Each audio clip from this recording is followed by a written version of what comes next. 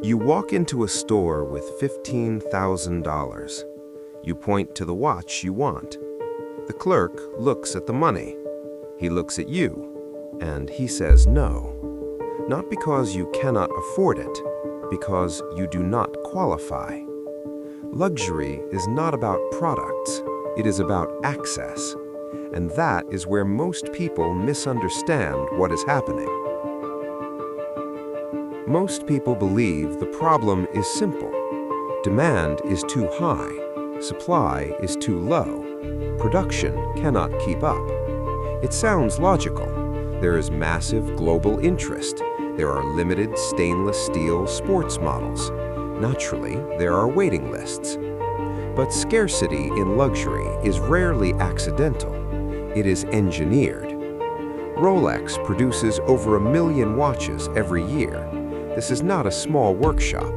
It is a vertically integrated manufacturing operation, highly automated, deeply controlled. Increasing supply is possible. Protecting exclusivity is harder. Here's how the system actually works. You do not simply buy certain models. You build a relationship. Authorized dealers receive limited allocations.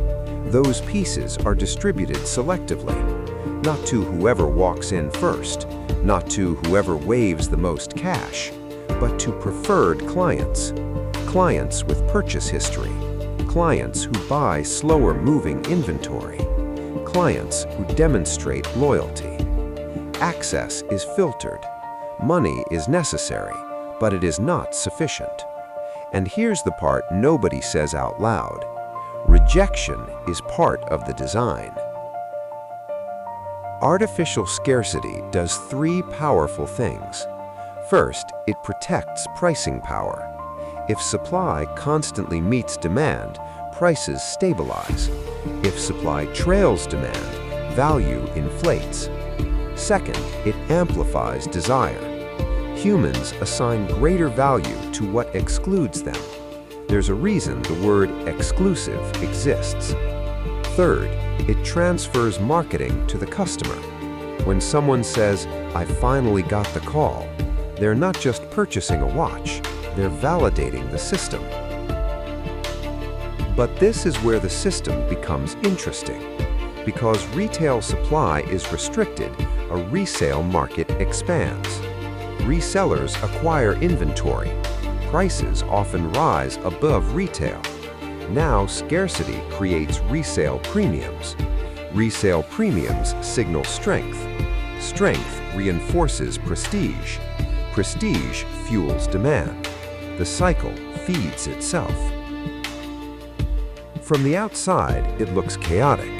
Frustrated customers, empty display cases, speculation. But from inside the strategy, it's controlled tension. If production suddenly doubled, secondary values would drop, exclusivity would weaken, brand equity would soften. Luxury brands protect equity above volume because equity compounds, volume does not. The steel watch is not the product. The weight is. The hierarchy is. The access is. Luxury brands do not just sell objects, they sell position within a controlled system.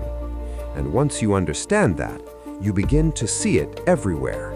Hermes, Ferrari, private clubs, invitation-only launches.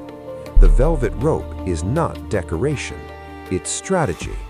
And the fewer people who understand that, the better it works.